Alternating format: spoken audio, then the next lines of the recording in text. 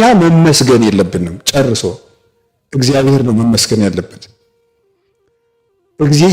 እግዚአብሔርን አለማስቀደሙ ዲያብሎስን ከሰማይ ልዕልናው አውርዶ የፈጠፈጠው የእግዚአብሔርን ክብር በመቀማቱ ነው።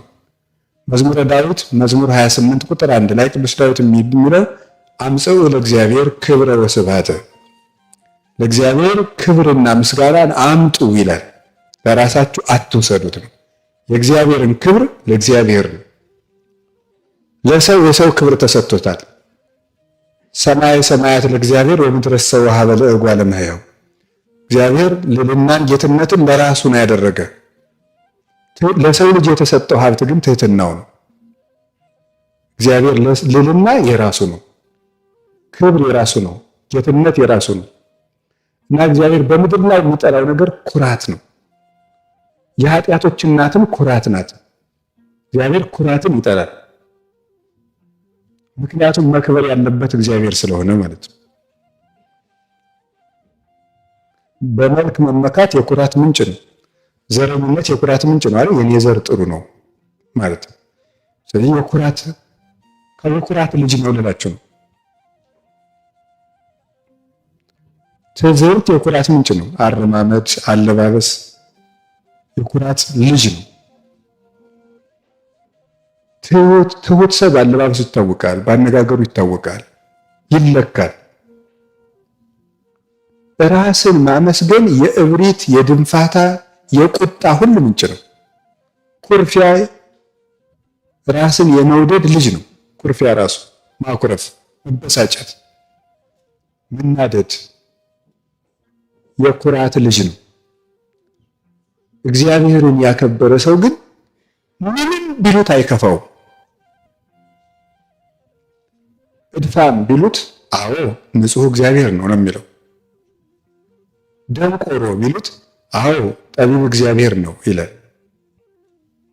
ታናሽ ቢሉት አዎ እግዚአብሔር ታላቅ ነው ይላል። ታላቅ እግዚአብሔር ነው። ርኩስ ቢሉት ንጹሕ እግዚአብሔር ነው ይላል። እግዚአብሔርን ማስቀደም እንዳንቀየም ጭምር ያደርገናል፣ እንዳንከፋም ያደርገናል። ሰፊ ልብና ታጋሽ ሰዎች እንድንሆን ያስችለናል። ዲያብሎስን የጣለው እግዚአብሔርን በምስጋና አለማስቀደሙ ነው። ሰዎች እኛን ሲያመሰግኑ እኛ ደግሞ እግዚአብሔርን እናመሰግናለን። ያ እግዚአብሔርን አስቀደምን ማለት ነው። እኛ ሰርተን እግዚአብሔርን ማመስገን ምንድን ያለው ጌታ? ወኩሎ ዘተአዘዝክሙ ገቢረክሙ በሉ አግብርት ጽርዓን ንሕነ። የታዘዛችሁትን ሰርታችሁ ከጨረሳችሁ በኋላ የማንጠቅም ባሪያዎች ነን በሉ። የታዘዛችሁትን ሰርታችሁ ከጨረሳችሁ በኋላ የማንጠቅም ባሪያዎች ነን በሉ ብሏል በወንጌል ሲናገር። የማንጠቅም ባሪያዎች ነን በሉ ያለ ለምንድን ነው? ብንሰራን የማንጠቅም ባሪያዎች ነን ለምን እንደምንል ታውቃላችሁ? የመጀመሪያው የሰራነው በእኛ ችሎታ አይደለም። ጉልበተኛው ነህ ከሆነ ሸክሙን ያነሳኸው ጉልበት የሰጠህን እንጀራ ያበቀለው ማን ነው? እግዚአብሔር። በእውቀትህ ያመነጨኸው መፍትሄ ካለ አይምሮን የሰጠ ማን ነው? ማን ያስተማረው መምህርስ ነው ያስተማረን? ማን ያጸፈውን መጽሐፍ ነው ያነበብነው? እግዚአብሔር ነው። ምንም ነገር ብትሰራ ምንት ብከ ዘይነሳይከም ካልከ ወምንት ብከ ዘይኮነ ውህበ ለከ። ቅዱስ ጳውሎስ ሮሜ ምዕራፍ 2 ላይ ሲናገር ምንት ብከ ዘይነሳይከ እምካልእከ ወምንት ብከ ዘይኮነ ውህበ ለከ። ከሌላ ያላገኘኸው ምን አለ? ያልተሰጠውስ ምንድን ነው? በማንስ ትመካ ዘንድ አለህ ይላል። ሁሉም ነገር ተሰጥተ ነው። ለዚያ ነው የማንጠቅም ባሪያዎች ነን በል እግዚአብሔርን የምናመሰግን እንጂ። ቀጥሎስ በምናገለግለው አገልግሎት እግዚአብሔርን የምንጠቅመው ነገር የለም። እስቲ እግዚአብሔርን የጠቀመ ፍጡር አምጡ። ማን ጠቅሞት ያውቃል? ሱራፌል በምስጋናቸው እግዚአብሔርን ይጠቅሙታልን? አይጠቅሙትም። እግዚአብሔር ሰው ፍጡር ስላመሰገነው የሚጨመርለት ምስጉን ባህሪ ያለው የለም። ከሱራፌል ምስጋና አይጠቀምም፣ ከካህናት ቅዳሴም አይጠቀምም። ከሊቃውንት ምስጢር እግዚአብሔር የሚጠቀመው ነገር የለም። ከመነኮሳት ትጋት፣ ከሰማዕታት ደም እግዚአብሔር የሚጠቀመው ነገር የለም። እግዚአብሔር ከማንም ጥቅም ተጠቅሞ አያውቅም። ታዲያ ስለዚህ የማንጠቅም ባሪያዎች ነን ማለት ነው። ለእግዚአብሔር አስፈላጊ ነገር አናደርግም ማለት ነው። ሌላስ እግዚአብሔርን ለማገልገል እኛ ወርዚ አይደለንም፣ የተገባን አይደለንም። ለዚያ ነገር የተገባን አይደለንም። እስኪ ተገብቶት ያገለገለ እዚህ ውስጥ ተገብቶት የቀደሰ ተገብቶት ማሕሌት የቆመ ተገብቶት የሰበከ አለ? የለም። ሁሉም እንደ ሰባራ ዕቃ እግዚአብሔር ከየሜዳው አጠራቅሞት ነው እንጂ በተገባ መንገድ እንደሚገባ አሟልቶ የሚያደርግም ደግሞ የለም። ባለመጽሐፉ እንደ መጽሐፉ ሙሉ አይደለም። ባለቅኔው እንደ ቅኔው ሙሉ አይደለም። ባለማሕሌቱ እንደ ማሕሌቱ ሙሉ አይደለም። ባለቅዳሴው እንደ ቅዳሴው ዜማውን ያስኩት ሲል ስርዓት ይበላሽበታል። ማንም እንደሚገባ አያገለግለውም እግዚአብሔር። አንደኛ የተገባው አይደለም። አገልግሎቱም ለእግዚአብሔር አይጠቅምም፣ አይፈልግም እግዚአብሔር ከኛ። ሶስተኛ ደግሞ ተጠቃሚዎች ራሳችን ነን። ከምናገለግለው አገልግሎት የምንጠቀመው ራሳችን ነን። እንግዲህ ለእግዚአብሔር ባለውለታ ማን አለ? እንደዚያም ስለሆነ እግዚአብሔር ይከብራል። ባደረገው ነገር ሁሉ እግዚአብሔርን እናከብራለን እንጂ እኛ ልንከብርበት የተሰጠን ነገር የለም። ሰው ከለፋው ልፋት ከደከመው ድካም ራሱን ሊያከብር የሚገባው አይደለም። ለዚያ ነው እግዚአብሔርን ማስቀደም በሚል ርዕስ የምንማማረው ማለት ነው። አንድ መነኩሴ ያለውን ሰምታችኋል? 40 ዓመት ዘግቶ ሲጋደል ኑሮ ወዳጄ የምታርፍበት ጊዜ ደርሷል፣ እንደ ስራ ልክፈልህ ወይስ እንደ ቸርነት ቢለው፣ አይ እንደ ስራዬ ነው እንጂ እንደ ቸርነትህማ ለኃጢአተኞች ክፈላቸው፣ እኔ 40 ዓመት ተጋድያለሁ ነው እንዴ ብሎ እግዚአብሔር ረሃብ አመጣበት። ረሃብ ቢያመጣበት አንድ ቀን እኮ ነው። ትዕግስቱን ከነሳው እኮ መታገስ አይችልም። ቢያመጣበት ከተማ ዘል እያለ ወጥቶ ሄደ። ሲሄድ የሚበላው ሲያጣ እንጀራ ስጡኝ፣ ብር አምጣ፣ የለኝም፣ ከሌለማ አንሰጥም። እንግዲያስ 40 ዓመት ዘግቼ ተጋድያለሁ፣ የ20ውን ዓመት ጸጋ ለእናንተ ይሆናል። ሰጠ። ከዚያ በኋላ ውሃ ጠማ፣ ውሃ ፈለገ፣ አጣ። ውሃ ስጡኝ፣ ብር አምጣ፣ የለኝም፣ እንግዲያማ አንሰጥም፣ 20 ዓመት ቀርታኛለች፣ ውሰዷት። እሷን ሰጠ። መጨረሻ ላይ ደግሞ ምን ቀረው? ሃይማኖቱ ቀረው። ሃይማኖት ደግሞ ሃይማኖት ከምትሸጠው ነው ረባክ ካንተ ሰውዬ ብሎ መልአኩ መጥቶ አስቀረለት፣ ከእግዚአብሔር ማስታረቀው። እንግዲህ በጎረገነት ይኖራል ብለዋል አባቶች። ግድ የለም እዚያው ደረሰስ እግዚአብሔር ያውቃል። ስለዚህ አያችሁ እንደ ቸርነትህ ቢል ምን ጨነቀው? እንደ ቸርነትህ ቢል በስራው መስሎታል። 40 ዓመት ሰው ታግሶ በአንድ እግሩ ሰው 40 ዓመት ቆሞ ቢጸልይ ያ ትዕግስት ከማን የመጣ ነው? ከእግዚአብሔር የመጣ ነው። እግዚአብሔር አስታግሶ ነው። ስለዚህ እግዚአብሔርን በጸጋው የሚያከብር ሰው የታደለ ነው። በተሰጠችው መክሊት ክብሩን እሱ ያልወሰደ ሰው ራሱ ያልወሰዳት ራሱ ያልተመጻደቀባት ሰው እሱ ትሁት ነው። በእውነት እግዚአብሔርን የሚያይ ሰው ማለት እሱ ነው። ከቃሉ ጋር ናችሁ። እግዚአብሔር ከሁላችሁ ጋር ይሁን። ሁለተኛ እግዚአብሔርን ማስቀደም ማለት ምን ማለት ነው? እግዚአብሔርን ማስቀደም ማለት ከምንፈልጋቸው ነገሮች ይልቅ እግዚአብሔርን መምረጥ ማለት ነው።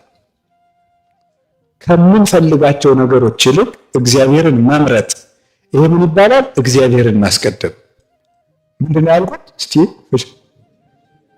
አይወድ ከምንፈልጋቸው ነገሮች ይልቅ ማንን መምረጥ ነው? እግዚአብሔርን መምረጥ ነው።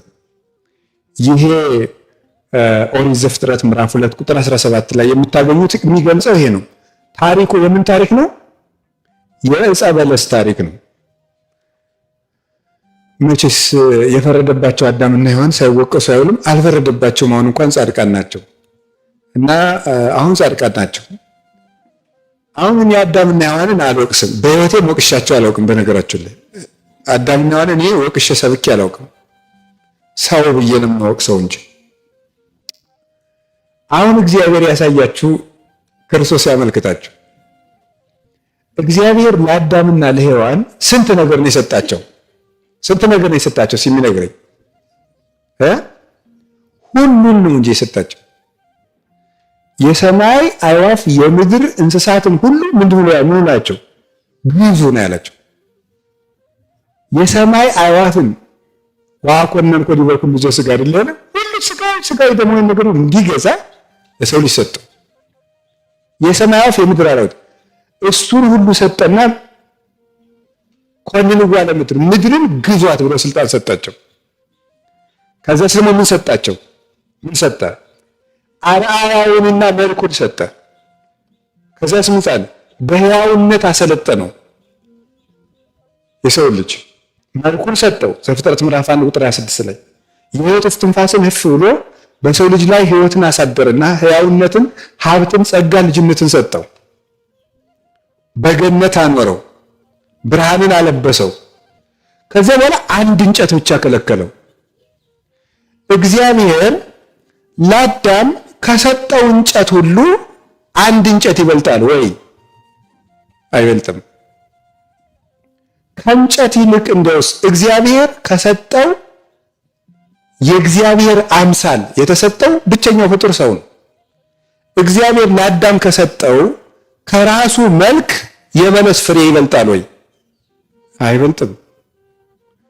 እግዚአብሔር እፍ ብሎ ለአዳም ከሰጠው የመንፈስ ቅዱስ ጸጋ የበለስ ፍሬ ይበልጣል? አይበልጥም። ታዲያ እንደዚያ ከሆነ እግዚአብሔር ትልቁን ሰጥቶ ትንሹን ለምንድን ነው የከለከለው? እኔ ትልቅ የሆነ ነገር በመስጠት አዳም ሆይ አንተን መውደዴን ገልጫለሁ፣ አንተ ደግሞ ከትንሽ ነገር ሁሉ ይልቅ እኔን በመምረጥ ትወደኛለህ ወይ ነው ጥያቄው። ግልጽ ነው አባባሌ? አዳም ሆይ እኔ ለአንተ ትልቅ ነገር በመስጠት አንተን እንደምወድህ አረጋግጬልሃለሁ፣ አንተ ደግሞ ትንሽ ነገር በመተው እኔን መውደድክን ትገልጣለህን ነው ጥያቄው። እኔ ትልቅ ነው የሰጠሁህ፣ አንተን ደግሞ ያነሰ ነው የጠየቅኩህ እያለው ነው። እግዚአብሔር ሁልጊዜም ትልቅ ሰጥቶ ያነሰ ይጠይቃል። ብዙ ሰጥቶ ትንሽ ይፈልጋል እግዚአብሔር። የዘላለም ሕይወት ለመስጠት የአጭር ጊዜ ጸሎት ይጠይቃል እግዚአብሔር። የሚሰጠው ብዙ ነው። ሰው በ70 ዓመት ያገለግለዋል፣ እሱ ግን የዘላለም ሕይወት ይሰጠዋል። እግዚአብሔር ብዙ ይሰጣል፣ ጥቂት ይጠይቃል። እንደሱ ነው እግዚአብሔር። ስለዚህ አዳም የተፈረደበት በምንድን ነው ብትሉ እግዚአብሔርን ባለማስቀደም ነው። ከእግዚአብሔር ፍቅር ይልቅ የበለስን ፍሬ አስቀደመ፣ መረጠ፣ በለጠበት ማለት ነው። ለእግዚአብሔር ፍቅር ከመሳሳት ይልቅ ሔዋን ወአፍተዋ ለሔዋን አይደለም ነው የበለስ ፍሬ አስጎመጃት ይላል። የምርጫ ጉዳይ ነው።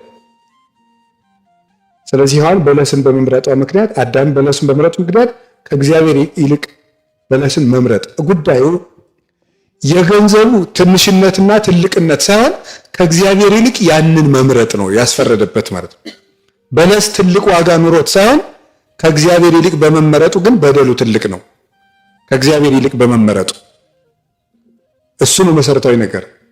ስለዚህ እግዚአብሔር አዳምን ከኔ በለስ ከተሻለ የበለስህን ዋጋ ሞትን ቅመስ ብሎ ሞትን ሰጠው። እግዚአብሔርን ቢመርጥ ደግሞ እግዚአብሔርን ማምለጥ ትልቅ ነገር ነውና እግዚአብሔርን የመምረጥ ዋጋው የዘላለም ሕይወት ነው። ሰው የመረጠውን ዋጋን የሚያገኘው እግዚአብሔርን ቢመርጥ የዘላለም ሕይወት ያገኛል። ያነሰውን ስለመረጠ የሰው ልጅ አነሰ። ትልቁን የመረጠ ትልቅ ይሆናል፣ ያነሰውን የመረጠ ያንሳል። ማነስ የምርጫ ማነስ ውጤት ነው። ትልቅነትም የምርጫ ትልቅነት ነው። ትልቁን መምረጥ እንዴት ያለ መልካም ነገር ነው!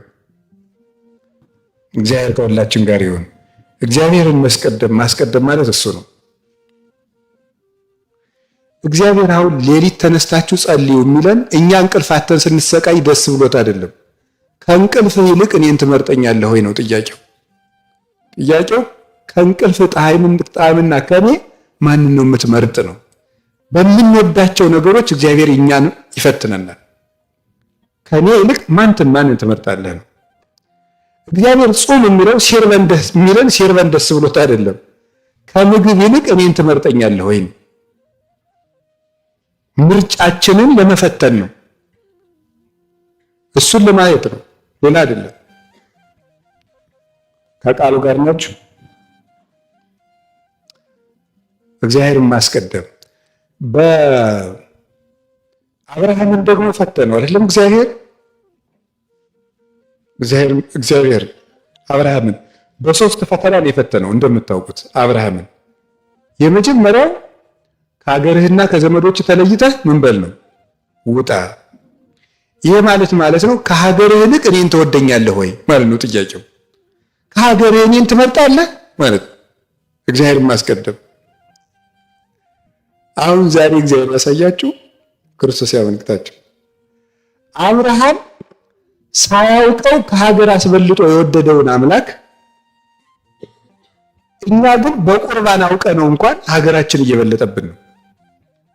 ሙቶልን አውቀ ነው፣ ደሙን አፍሶልን አውቀ ነው፣ ስጋውን ቆርሶልን አውቀ ነው። አሁንም ሀገር ይበልጥብናል። አይገርማችሁም? ዘረኞች ነን። ከእግዚአብሔር ሀገር ይበልጣል? በፍጹም ነውር ነው። ሀገር እግዚአብሔርን ይተካል? ይሰጣል? ሀገር ቢጠፋ ከእግዚአብሔር ይጠጋሉ፣ እግዚአብሔር ቢርቅ ከማን ይጠጋሉ? መጠጊያችን እግዚአብሔር ነው። ሰፊ እጅ አለው። አንተ እግዚኦ አቅደምከ ሳርሮታ ለምድር ወግብረ ደዌከ እማንቱ ሰማያት እማንቱሰ ይታጎላ ወአንተሰ ትሄሉ። አንተ ቀጥንት ምድርን መሰረት፣ ሰማያትም የእጅ ስራዎች ናቸው። እነሱ ያልፋሉ፣ አንተ ግን ትኖራለህ፣ መንግስትህም ከቶ አያልፍም ብሏል ቅዱስ ዳዊት። ከእግዚአብሔር ይልቅ አገርን አስበልጠን አገር ጠፍቶ እግዚአብሔር ብቻ ሲቀር ከማን እጅ እንጠጋለን? አገር ጠፍቶ እግዚአብሔርና እኛ ተፋጠን ፊት ለፊት እንቆማለን። አገር አያዋጣም፣ የሚያወጣ እግዚአብሔር ነው። አብርሃም ከሀገሩ ይልቅ እግዚአብሔርን አስቀደመ። እግዚአብሔር ደግሞ ከሰማይ ይልቅ አብርሃምን አስቀድሞ መጣ፣ አብርሃምን ፍለጋ። አብርሃም ከሀገሩ ይልቅ እግዚአብሔር በልጦበት አገሩን ጥሎ እንደወጣ እግዚአብሔር ከሰማይ ዙፋኑ ይልቅ አብርሃም በልጦበት ሀዲጎ ተሳወተ ሳተ ነገደ ቆመ ማእከለ ባሕር በ99 ነገደ መላእክት የሚታጀብ ጌታ ርቃኑን ለአብርሃም ሲል በውሃ መካከል ቆመለት። አብርሃም እንደመረጠው እግዚአብሔርም አብርሃምን መርጦ መጣ ፈልጎ። ከመላእክት ልልና ይልቅ የሰው ልጅን ውድቀት ስቦት እግዚአብሔር ወደዚህ ምድር መጣ። የአብርሃም ምርጫው ይሄ ነው። ከዘመድ እግዚአብሔር፣ ከሀገር እግዚአብሔር ነው። መነኮሳት እኮ ዘመድን ጥለው የሚመንኑት ዘመድ ኃጢአት ስለሆነ አይደለም። ከዘመድ ይልቅ የማን ፍቅር ይበልጥብኛል ነው ነገሩ። የእግዚአብሔር ፍቅር ይበልጥብኛል። ከሀገር ይልቅ የእግዚአብሔር ፍቅር ይበልጥብኛል። እግዚአብሔር አብርሃምን ሌላኛ ፈተና ፈትኖታል። ኦሪት ዘጸአት ምዕራፍ 17 ከቁጥር 1 ጀምሮ እንደምናነበው አብርሃም ወይ አለው። እንዴት ያለ ፈተና ነው! አሁን አብርሃም ሆይ አብርሃምን ሶስት ለሁላችን የሚቀሩ ፈተናዎችን እግዚአብሔር ምርጫ አቅርቦለታል። አንደኛው አብርሃም ሆይ ተገዘርልኝ የሚለው ፈተና ነው። ይሄ ማለት ካንተ ይልቅ እኔን ትወደኛለህ ወይ? ይሄ ነው። ካንተ ይልቅ እኔን ትወደኛለህ። አሁን ቅድም ከሀገር ነበር፣ አሁን ደግሞ ከራስህ ሁሉ ደግሞ ይልቅ እኔን ትወደኛለህ ወይ ነው። ቁሰልልኝ ነው።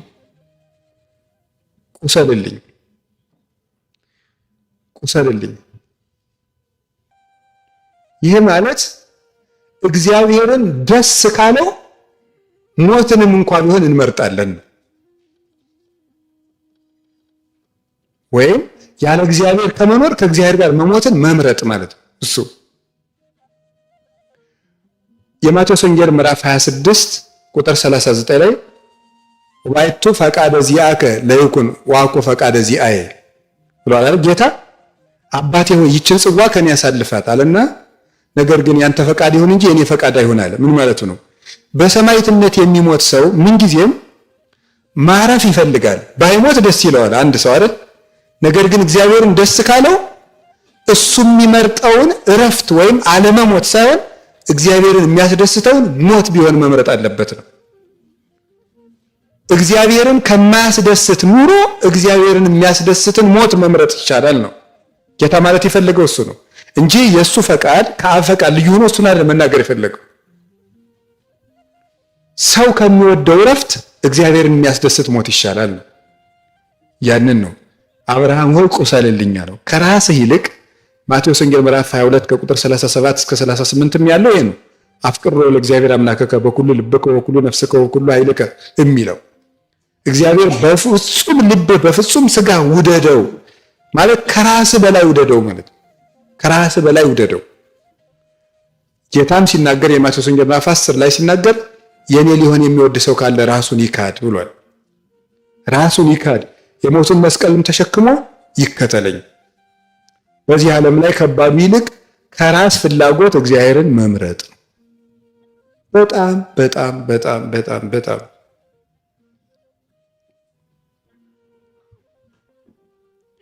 ጾም ይሄ ነው፣ ሌላ አይደለም። ጾም ቅድም እንዳልኳችሁ ነው። ስጋ የማንበላው ስጋ በጾም ጊዜ ስጋ የማንበላው በግና ፍየል ኃጢአት ስለሆኑ አይደለም። ስጋ በጣም ስጋ ስለሚወድ ከምትወደው ወጥ ይልቅ እግዚአብሔርን ተወደዋለህ ወይ ነው። ምንም ነገር አይደለም፣ ሌላ እንደሱ ነው ነገሩ። የምንወደውን ነገር በመተው እግዚአብሔርን መውደዳችንን ለመግለጥ ነው እንጂ ፍየልና በግና ከብትና ዶሮ ኃጢአቱ ነው አይደለም የሚተውት። እግዚአብሔርን ከምንወደው ምግብ በላይ እንመርጠዋለን ወይ? ያንን ነው የተፈለገው። ከቃሉ ጋር ናችሁ? ይሁዳ ከምር ይልቅ እግዚአብሔርን መውደድ አቃተው። ከ30 ብር ይልቅ መምህሩን መውደድ አቃተው። ተው ማለት አደገኛ ነው። ምርጫ ነው። ይህችን የመምረጥ ጉዳይ ነው አይምሯችን። እግዚአብሔርን ማስቀደም ማለት ከራሳችን ይልቅ እግዚአብሔር መቅደም አለበት። አሁን ብታዩት ነገሩ ኃጢአት እየዘረዘርኩ ኃጢአት እንዳላስተዋውቃችሁ ብዬ ነው እንጂ ጉዳዩ ምንድነው? ችግራችሁ ይሄ ስብከት ራሱ በችግሩ ጊዜ ትዝ አለ ማለቱ ነው። የችግሩ ችግር ነው። ይሄ ስብከት ራሱ የዛ ጊዜ ትዝ አይለንም ማለት ነው። ሰበካ ጉባኤ ምናምን ትስ የሊቃውንት ጉባኤ የገዳማት ጉባኤ የምናምን ትስ ምናምን ተብሎ ሲሆን ስብሰባው ስታዩት ግን ውረድ እንውረድ አባይ ካለቱ የሞተው ሙቶ ታልቅስ እናቱ ነው። ፎከራ ነው ማለት። ለምንድን ነው እንደዚያ የሚሆነው? ሁሉም ከእግዚአብሔር ይልቅ ማንን ስለሚያስቀድም ነው? ራሱን ነው። እንደው እግዚአብሔርን ማን ትዝ ይለዋል? ጨርሶም ትዝ አይለው። ደግሞ ማፈሪያዎች እኮ ነን። እግዚአብሔር በመካከላችን ይገኝልን ነው። እንዴ ፖለቲካ እኮ ነው የሚመስልላት። ኖር አይደለም እንዴ? እግዚአብሔር በመካከላችን እግዚአብሔር በመካከላችን ካለ እንደዚህ ይባላል እንዴ? ኖር አይደለም? እግዚአብሔር በመካከላችን ካለ እንደዚህ ይባላል? እንኳን እግዚአብሔር እያለ ትልቅ ሰው እያለ እንደዚያ ተብሎ ይወጋል? ኖር አይደለም? ሽማግሌ እንኳን ይቆጣኛል ይባላል እንኳን እግዚአብሔር። ትልቅ ሰው እኮ ራሱ እነገሌ እያሉ አንተ አታፍርም ይባላል ራሱ። እንኳን እግዚአብሔር እያለ እግዚአብሔር ሆይ በመካከላችን ተገኝ ተብሎ አባታችን ሆይ ተብሎ ሲያበቃ ከመንጻደቅ እኮ ነው መቅሰፍቱም ነው። ልጅ እያለን ምን የመሰለ ቤት እንሰራ ነበር። የድንጋይ እንሰራና ከብቶች በዚህ ነው የሚገቡ ይባላል። ይሄ ደግሞ ያጎቴ መኝታ ነው። ይሄ ደግሞ ምናምንና ማታ ጨዋታ ፈረሰ አባይ ደፈረሰ አይደል? አፈራርሰን ቤታችን እንደሱ ነው ይውቅ ስንሰራውልን ስትፈጭ ውላ አቦካች ባተላ ማለት እሱ ነው። ጤፉን ፈጭታ ለፍታ ባተላ አቦክታው ቁጭ እንደሱ ነው። ርዕሳችን ምንድነው? ንገሩ እንጂ ምን አላችሁ? እግዚአብሔርን ማስቀደም ነው። የትኛውን ቦታ ላይ እግዚአብሔር ከኛ ይልቅ ማን ይቅደም ነው? አቤት ከሀገራችን ይልቅ ማን ይቀድማል? ከኛ ይልቅ ማን ይቀድማል? እግዚአብሔር ይቀድማል። ከዚያ ደግሞ አብርሃምን እግዚአብሔር በምንድን ነው የፈታው? ልጅህን እረድልኝ አለው። አሁን ደግሞ ከልጅ ይልቅ ማን መቅደም አለበት ነው? እግዚአብሔር ይቀድማል። ከቤተሰብ ይልቅ ከዝምድና ሀገር አመጣል፣ ራሳችንን አመጣል። ከዝምድና ይልቅ አብርሃምን እግዚአብሔር በምርጫው ፍቅሩን እንዲገልጥ ፈልጎ ነው እንጂ እግዚአብሔር የአብርሃምን ልጅ ደም ይፈልጋል? እግዚአብሔር የአብርሃምን ስደት ያተርፍበታል? እግዚአብሔር የአብርሃም ደም በግዝራት ሲፈስ ምን ያደርግለታል? እግዚአብሔር አብርሃም ካለው ነገር ሁሉ በላይ እግዚአብሔር መምረጡን የመግለጫ እድል ነው። ይሄ በኦርቶዶክሳዊ ተዋሕዶ ቤተክርስቲያን አስተምሮ ሊቃውንት እንደሚገልጹት መከራ ለክርስቲያኖች የሚቀርብላቸው ከሁሉም ነገር ሁሉ በላይ እግዚአብሔርን መምረጫ እድል እየተፈጠረላቸው ነው ይባላል። መምረጫ እድል ሜዳ ባይኖር ሩጫ የለም፣ ሩጫ ከሌለ መቅደም የለም፣ ካልቀደሙ ደግሞ ሽልማት የለም። ያለ ትግል ድል፣ ያለ ድል አክሊል የለም እንደሚባለው ማለት ነው። ስለዚህ እግዚአብሔር ለእያንዳንዳችን እንደ መጠናችን ፈተና እንዲዘጋጅ ዝም የሚለን እሱን መምረጣችንን የምንመሰክርበት እድል እየሰጠን ነው። እግዚአብሔርን እንደምንወደው ልናሳየው ነው። ቅዱስ ጴጥሮስ የጸሎተ ሐሙስ ዕለት ማታ ጌታ የፈተነው ከብርዱ ይልቅ ማንን መምረጥ ነው? ከዚያች እግዚአብሔር እንዲመር ነው። ከዚያች የሰዓት ሙቀት ይልቅ እስመ ብዙ ቁራ ለይእቲ ሌሊት፣ በጣም ከባድ ብርድ ያለበት ሰዓት ነው። እሳት ነደደችለት። እዶ ሞቅ ሞቅ እያለ ኢየሱስን ታውቀዋለህ ተብሏል። እኔ አላውቀውም። እሳቱ አመለጠችበት ማለት ጌታ የፈለገው ከዚያች ከምትጣፍጥ የብርድ እሳት ይልቅ ጴጥሮስ ሆይ ኢየሱስ ክርስቶስን ትመርጣለህ ሆይ። ልክ እንደ ቅዱስ ጴጥሮስ የብርድ እሳት ብዙ የሚጣፍጡ ነገሮች ይቀርቡልናል በየጊዜው። ከነዚያ ይልቅ ክርስቶስን የመምረጥ እድል ነው፣ የመምረጥ ችሎታ ነው። ክርስትና ሃይማኖት ማለት እንደሱ ነው። እሱን መምረጥ መቻል። እግዚአብሔር የሚመርጥ ልብ ይስጠን፣ የሚመርጥ ልብ ይስጠን። ርዕሳችን ምንድን ነው? እግዚአብሔርን ማስቀደም ነው። ቅዱስ ጳውሎስ አንደኛ ቆሮንቶስ ምዕራፍ 15 ላይ ለምን በየቀኑ ሞታለሁ ብሎ ተናግሯል። ምን አልኳችሁ? ክርስቶስ ካልተነሳማ እኔ በየቀኑ ለምን ሞታለሁ ይላል። እስኪ አንድ ጥያቄ ጠይቃችሁ፣ ቅዱስ ጳውሎስ በየቀኑ ሞቶ ያውቃል? አልሞተም። በየቀኑ ክርስቶስና ኃጢአት ለምርጫ ይቀርባሉ ማለቱ ነው። ስለዚህ በየቀኑ ማንን ይመርጣል ማለት ነው? ቅዱስ ጳውሎስ ክርስቶስን እየመረጠ ይኖራል ማለት ነው። በቃ የሰው ልጅ በሃይማኖት ጸና ማለት እግዚአብሔርና ኃጢአት በየደቂቃውና በየሰዓቱ እየቀረበለት እግዚአብሔርን እየመረጠ ሲጸና ነው አመነ የሚባለው ማለት ነው። እግዚአብሔርና ገንዘብ፣ እግዚአብሔርና ሹመት፣ እግዚአብሔርና ደስታ ለምርጫ ይቀርባሉ። እግዚአብሔርን የመረጠው ሰው በሃይማኖት ጸና ይባላል። እንደሱ ነው። ርዕሳችን ምን ሆነ? እግዚአብሔርን ማስቀደም። ኦሪት ዘጸአት ምዕራፍ 13 ላይ ምን የሚል ቃል አለ? በኩሩን ሁሉ ለኔ ለይልኝ አለው እግዚአብሔር። ኦሪት ዘጸአት ምዕራፍ 13 ቁጥር 2 ላይ የበኩሩን ከእስራኤል የተወለደው ወኩሉ ተባይት ዘይፈት ማይጸነ እሙ እምሰብ እስከ እንስሳ፣ ከሰው እስከ እንስሳ ድረስ የእናቱን ማህፀን መጀመሪያ የሚፈታው በኩር ሁሉ ለኔ ሊሆን ይገባል አለ እግዚአብሔር። ለኔ ሊሆን ይገባል። መጀመሪያ የተወለደውን ከብትም ሰውም ለኔ ስጡኝ አለ እግዚአብሔር። ለኔ ስጡኝ ምን ማለቱ ነው መሰላችሁ? እዚህ ውስጥ እግዚአብሔር ያስተምራቸው የፈለገው ምንድን ነው? የመጀመሪያ ልጃችሁን ለኔ ስጡኝ ማለት በየትኛውም ሁኔታ ትልቁን ነገር መጀመሪያ ለማን ስጡኝ ነው? ለኔ ስጡኝ ነው። በሁሉ ነገር እኔ ልቅደም ነው ማለት የፈለጉት። በኩሩን ለኔ ስጡኝ ማለት የትም ቦታ እኔን አስቀድሙኝ ነው። ትርጉሙ ይሄ ነው ባጭሩ። የዚህ ጥቅስ ትርጉሙ የትም ቦታ መቼም ቢሆን እኔን አስቀድሙኝ፣ መጀመሪያ እኔ ልቅደም ነው። እንደገና ደግሞ ሕይወት ከኔ እንደተገኘ መልሳችሁ ሕይወትን ለኔ ስጡኝ ማለቱ ነው ብለው የሚተረጉሙም አባቶች አሉ። ሕይወት ከኔ እንደተገኘ ልጁን የሰጣቸው ማን ነው? ሕያው ልጅ መጀመሪያ የሰጣቸው ማን ነው? እግዚአብሔር። ሕይወትን ከኔ እንደወሰዳችሁት ለኔው ስጡኝ፣ እናንተ አታበላሹት ማለት ነው። እኔው ልምራው ማለት ነው። እኔው ልምራው።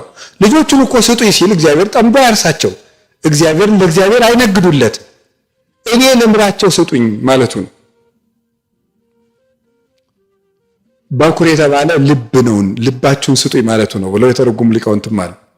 በኩር ማለት አለቃ፣ የበላይ ማለት ነው፣ የመጀመሪያም ማለት ነው። ስለዚህ የሰው ልጅ ዋና አካሉ ልቡ ነው። ልባችሁን ለእኔ ስጡኝ ማለቱ ነው። ልጄ ሆይ ልብህን ስጠኝ የሕይወት መውጫ ከሱ ነውና ይላል የመጽሐፈ ምሳሌ ምዕራፍ 4 ላይ ሲናገር፣ ልጄ ሆይ ልብህን ስጠኝ የሕይወት መውጫ ከሱ ነውና። ስለዚህ እግዚአብሔር በኩር ስጡኝ በሚለው ርዕስ እስካሁን ያልኳችሁን ነገር ሁሉ ነው ጠቅሎ የተናገረ። መቼም ቢሆን እኔን አስቀድሙኝ ነው። ስታገኙ እናንተ ሳትበሉት መጀመሪያ ለማን አምጡ ነው? ይገሩኝ እንጂ ለኔ አምጡ ማለቱ ነው። ኤልያስ ከዚያች ድሃ ቤት ሲሄድ እባክሽ መጀመሪያ ለኔ ቂጣ ጋግረሽ አምጪልኝ፣ ለአንቺና ለልጅሽ ደግሞ በኋላ ትጋግሪያለሽ ብሏታል አይደል? ኤልያስን ያህል ጀግና ረሃብ አቅቶት መሰላችሁ? በፍጹም አይደለም። መጀመሪያ ለእግዚአብሔር አምጪ እያለ ነው እንጂማ መጀመሪያ ቀን እንዴት ረሃብ እንደሚችል አላያችሁትም እንዴ? ኤልያስ እግዚአብሔር የሰጠውን አንዳንድ እግር ስጋ እየበላ እግዚአብሔር ያፈለቀለትን ውሃ እየጠጣ ሰውና ከብቱ በረሃብ ሲያልቅ ኤልያስ ቁጭ ዝም ብሎ የፍጡር ጠባይ። ኋላ እግዚአብሔር የራሱን ምግብ ካላስቀረበበት ይሄ ሰው የሰው ረሃብ ትዝ አይለውም ብሎ ምግቡን ማስቀረበት ውሃን ማስቀረበት ምግቡን ዱያ የለም ቋሚ ፈይቶ ለቋ ደግሞ ለቁራም የቁራም በድ ያለበት እንዴ እያለ ይወጣ በይ የለም ዋይቱም ይደፋ አልቀጥ እኔ ኤልያስማ ለምግብ አልሯሯጥም ብሎ ቁጭ። አይገርማችሁ? ቁጭ ደግሞ በራብ ያልቃ ብሎ እግዚአብሔር ነው የመጣ። በሊድ በዚያ በሰራፕታ አንዲት ሴት አለች፣ እሷ ታበላለች፣ ሂድ ወደዚያ ያለው። ኤልያስ ግን ንቅንቅ አላለ፣ ቁጭ ነው ያለው። ታዲያ ምግብ ፍለጋ ያልተሯሯጠው ኤልያስ ሴትዮቱን ሲያገኛት ፊት ለኔ ጋግሪ ያላት ምንድን ነው? መጀመሪያ ለእግዚአብሔር አንጭ ማለት ነው። መጀመሪያ ለእግዚአብሔር ኋላ ለእናንተ። ሰው ሁሉ እሳ ደግሞ ዛሬ ምንድን ነው የሚያደርገው? ሰርቆም ቀጥፎም በልቶ በልቶ በልቶ በልቶ በልቶ በልቶ በልቶ በልቶ በልቶ በልቶ በልቶ በልቶ በልቶ በልቶ በልቶ በልቶ በልቶ በልቶ በልቶ ደም ግፊት ሲይዘው ወደ እግዚአብሔር ይመጣል። እንደዚህ ነው። አይገርማችሁ? ሰው እንደዚህ ነው። እግዚአብሔር ግን ምንድን ነው ያለው? መጀመሪያ ወደ እኔ ና ነው። እስኪ በሉ መጀመሪያ ወደ እኔ ና በሉ። መጀመሪያ ወደ እኔ ና ነው። መጀመሪያ ከእግዚአብሔር ጋር አሁን አይውላችሁ። መጀመሪያ አይውላችሁ እግዚአብሔር 5 የገብስ እንጀራ የያዙ ደቀ መዛሙርት ነበሩ አይደለም? ታዲያ ጌታ ምንድን ነው ያለው? በኔ እየቆረስክ ስጥ አላለም። ምንድን ነው ያለው? መጀመሪያ ወደ ማን አምጡት ነው ያለው? ወደ እኔ አምጡት 5ቱን እንጀራ ነው ያለው። ከዚያ በኋላ ከሱ እጅ ከደረሰ በኋላ ግን ስጡት ሲል ከእግዚአብሔር እጅ ደርሶ የተመለሰ ገብስ ግን 5 ነበር፣ 12 ቅርጫት አጥግቦ ተሰበሰበ። እግዚአብሔር እጅ ደርሶ የመጣ ነገር ነው የሚበረክተው የሚጠቅመው። ሰው ግን ያገኘውን ነገር ራሱ ይጨረግደዋል፣ እዚያ እሱን ደግሞ ሆዱን ይጨረግደዋል። ችግሩ እሱ ላይ ነው። እውነት ለመናገር ወደ እግዚአብሔር ነው ሰው መጀመሪያ መምጣት ያለበት። በልቶ ሲጨርስ ሰርቆም ቀጥፎም ዋሽቶም ከስርቆቱ የጠረፈውን ነው 50 ሺህ ብር ለቤተክርስቲያን መሰራ 100 ሺህ ብር የሚለው ከሌብነቱ የተረፈውን ነው። መጀመሪያ ከንጹህ ገንዘብህ ለእግዚአብሔር አንጣ።